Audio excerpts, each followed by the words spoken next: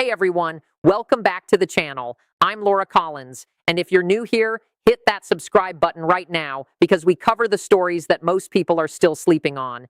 Today's video is one I've been putting together for a while, and I promise you, by the end of it, your jaw is going to be on the floor. We're talking about one of the most sophisticated, multi-layered military operations of the entire Ukraine-Russia war. And here's what makes it so extraordinary. Ukraine didn't win this one with bigger missiles or a larger army. They won it with a magnetic clamp the size of a deck of cards. Let that sink in for a second. Russia's crown jewel, the A-50 AWACS surveillance aircraft, a $400 million flying radar station, was used against its own side. Ukraine turned this monster machine into an unwitting GPS guide, leading a swarm of precision drones straight through Russia's most advanced air defense systems and deep into Russian territory, not just to destroy aircraft, but to obliterate the only facility in all of Russia capable of maintaining them. We're going to break this down step by step, layer by layer. The intelligence, the deception, the tech, the attack sequence, all of it. This is military strategy at its absolute finest, and honestly, it reads more like a spy thriller than a battlefield report. So if you've been enjoying this kind of deep dive content, drop a comment below and let me know what conflict or operation you want me to cover next. I read every single one. Now let's get into it. 96 hours before the first explosion, Ukrainian satellite intelligence picked up something alarming. Aircraft repair plant number 123, located deep inside Russian territory at Starorusk, had quietly transformed from a maintenance facility into something far more dangerous, a full-scale strategic logistics hub. Under those massive reinforced concrete hangar roofs, Ukrainian analysts spotted An-76 Candid heavy-lift transport aircraft being loaded to capacity. These weren't empty planes being serviced. They were being stuffed full of tank engines, jet turbines, and thousands of tons of precision munitions, all bound for the Donbass front lines. The Kremlin's plan was brutally simple and devastatingly effective if allowed to execute. Within 48 hours, this entire fleet was scheduled to launch a massive coordinated airlift, flooding the front lines with fresh firepower and equipment capable of fueling a full-scale Russian breakthrough, and the aircraft controlling the skies above all of this, two A-50 mainstay AWACS planes. These flying radar stations could guide missiles, coordinate glide bomb strikes, and effectively erase every Ukrainian defensive line on the battlefield map. The math was terrifying. If those 11 transport birds took off, the Donbass front would crumble. But Starorusk wasn't sitting unguarded in an open field. It was wrapped in layers of S-400 and Pantsir S-1 air defense systems. The hangar walls were reinforced concrete so thick that thermal satellite cameras couldn't see past the surface. Ukraine knew the target was in there. The problem was getting to it without wasting everything they had on the wrong hangar. Here's the thing about high-value military targets. They know they're high value. The Russians weren't idiots. They'd specifically chosen Starorusk because it was deep inside Russian territory, far from the front lines, shielded by elite air defense batteries, and housed inside structures designed to defeat overhead surveillance. Ukrainian satellite imagery could confirm aircraft were present. It could confirm activity. But the thermal signature of reinforced concrete at that thickness? Essentially, a dead wall, a gray blur on a screen. Ukraine knew with certainty that A-50 aircraft were inside the facility. What they didn't know, and what made any strike potentially catastrophic to waste, was which hangar each aircraft was sitting in. Miss the right structure, and you've burned millions of dollars in drones for nothing. You've also tipped your hand, alerted the base, and guaranteed those aircraft relocate before you can try again. So Ukraine's intelligence teams asked a different question entirely. Instead of, how do we see through the walls, they asked, how do we make Russia open the door for us? The answer came in the form of disinformation. A carefully crafted false intelligence leak was seeded into pro-Russian Telegram channels, the kind that Russian military planners are known to monitor closely. The message was precise and alarming. Ukraine was preparing a massive drone strike on the St. Petersburg fuel depots within the next 24 hours. It was completely fabricated, but it was believable enough, and that was all that mattered. Russia's response came in under 8 hours, and it was exactly what Ukraine had predicted. Starorusk's operational schedule shifted. Both A-50 AWACS aircraft, freshly cycled off their maintenance rotation, were flagged for early activation. The base commander likely felt confident about that call. Getting your best surveillance assets airborne early in response to a credible threat is exactly the right instinct. What he could not possibly have known was that Ukraine had just spent weeks engineering that exact instinct. Once the A-50s were flagged for scramble, Ukraine launched the second phase of the trap. 2 Ukrainian Su-27 fighter jets were sent to dance aggressively along the border, close enough to register on every Russian radar system in the region. They were not there to fight. They were there to be loud, to force Russian radar operators into a state of high alert, to get everyone staring at their screens, fixated on the obvious threat, the big, shiny jets on the border. And while every Russian eye in that operations room was locked on those Su-27s, the real move was already happening 500 feet below the radar sweep. 2 Ukrainian Mi-8 helicopters were hugging the tree line in total electronic silence, flying deep into the corridor. Each helicopter carried 4 palm-sized fiberglass drones, so small and radar transparent they registered as nothing. Their sole mission, find the A-50 the moment it lifted off. When the AWACS climbed to 30,000 feet, those tiny drones were waiting. One of them got close enough. A magnetic clamp, no bigger than a deck of cards, locked onto the tail of Russia's $400 million crown jewel. The Queen had a tracker, and she didn't know it. What made the tracking device so elegant and so dangerous was its operational design. It didn't broadcast a constant signal. A continuous transmission would have been flagged almost immediately by the A-50's own electronic warfare systems or by ground-based Russian signal intelligence teams. Instead, the beacon pulsed once every 90 seconds. A single, tiny, encrypted GPS coordinate burst. To Russian electronic warfare equipment scanning frequencies for anomalies, that pulse looked like atmospheric noise, background static, the kind of meaningless interference that radar systems filter out automatically. But to a Ukrainian intelligence cell operating from a secure facility roughly 200 miles away, that pulse was a glowing red dot on a tracking screen. They watched it in real time.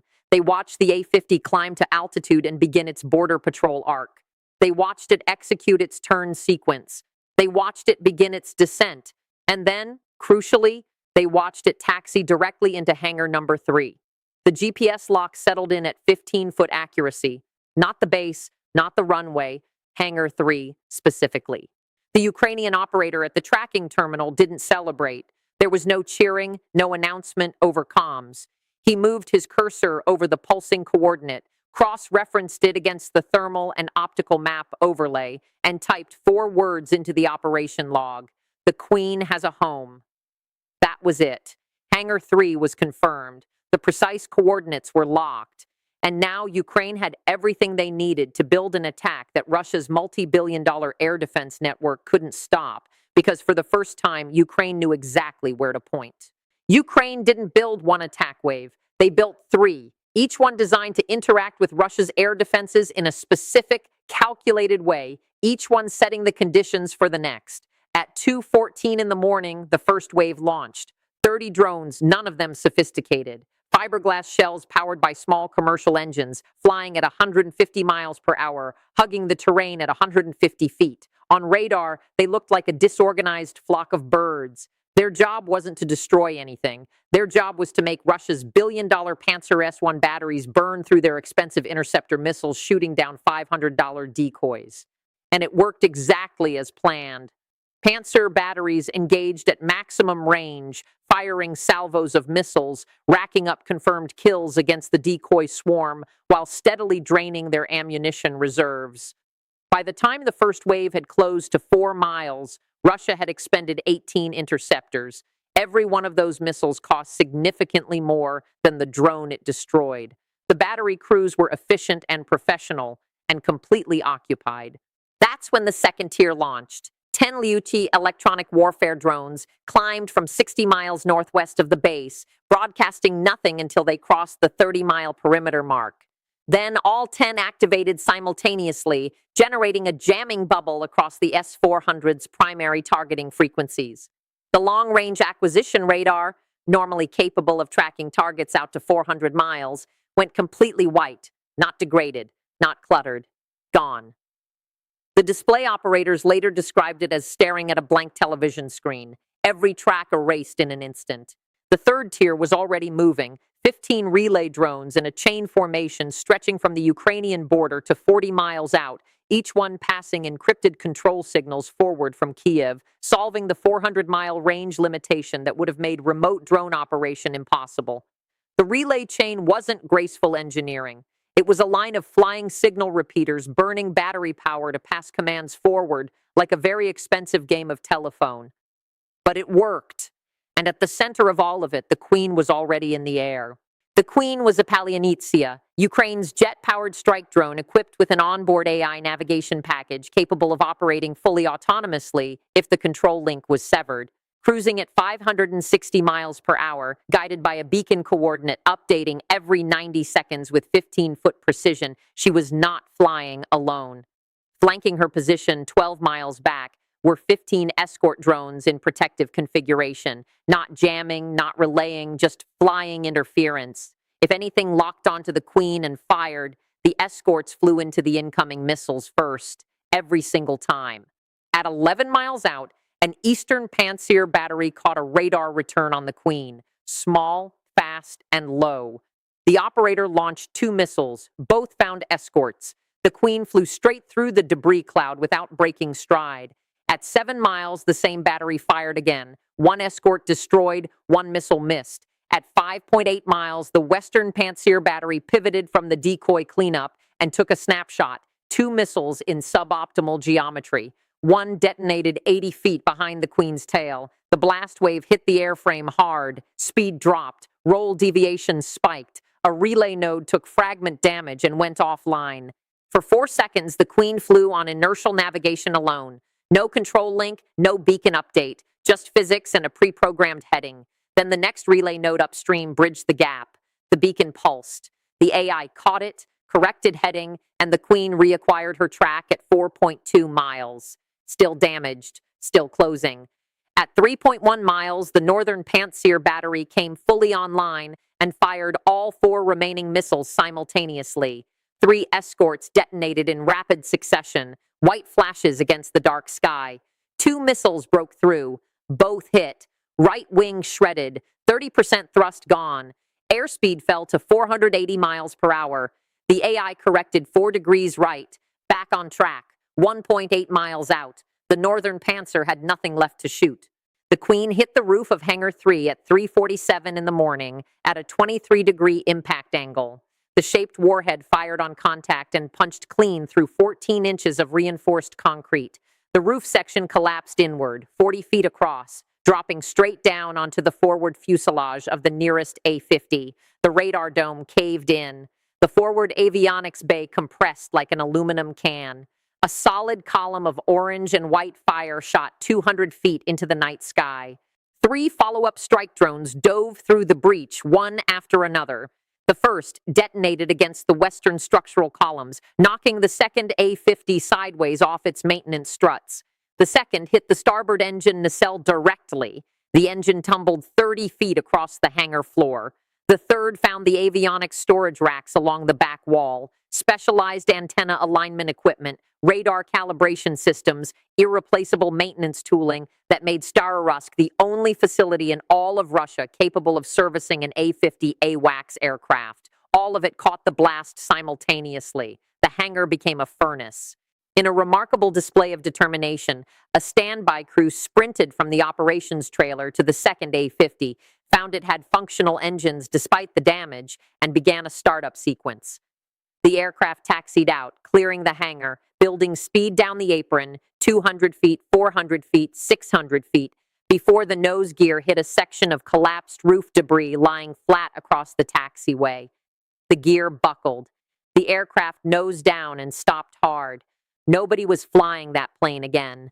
Satellite imagery confirmed 3 breach points on Hangar 3's roof, both A-50 airframes non-mission capable, and 3 of 9 IL-76 transports destroyed beyond recovery. The A-50 fleet, already in single digits after years of losses, had just lost its only dedicated maintenance facility anywhere in Russia.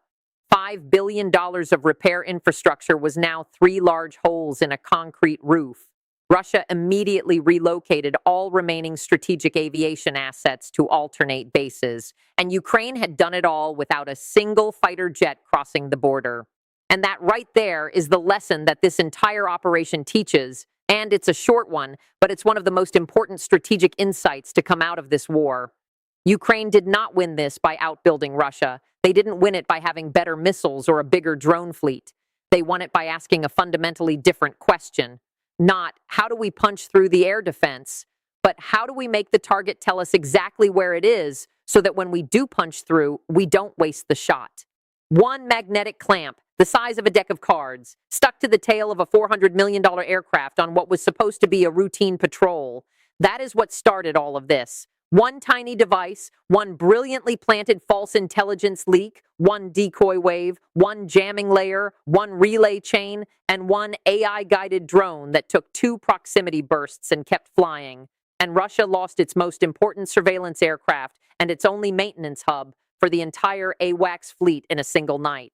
If you made it all the way to the end of this video, I genuinely appreciate you. It means a lot. Now, here's what I want from you. If this kind of deep operational breakdown is what you're here for, subscribe to the channel right now because I do these regularly and you do not want to miss what's coming next. And drop a comment below. Tell me what you thought of Ukraine's strategy here. Was this military genius? Could Russia have stopped it?